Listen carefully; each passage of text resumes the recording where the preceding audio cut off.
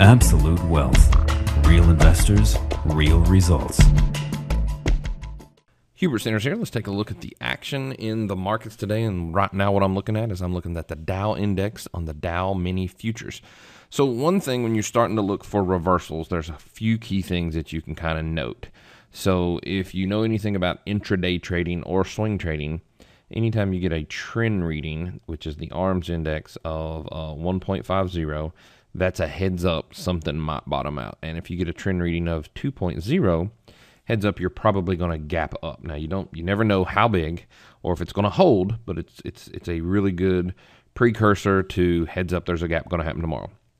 Now, so what happens on Friday, we had a nice gap and we cruised higher and we maintained that gap going into the close, okay?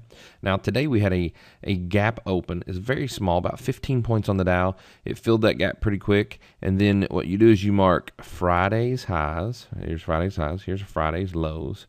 And then you can see if you take that out. Now, you've taken that out. I'm going to zoom in here. Actually, I'll just leave it where it's at so you can see all 3 days. Now, you can zoom in here. This was Friday's high, okay?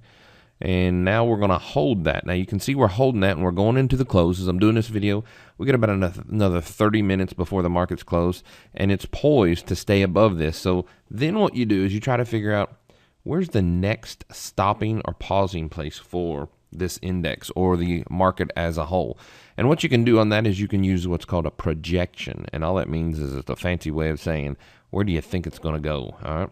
And how you do that is you go from this low to that high, to this low, and it's got a potential to go to 13,153 or 13,238.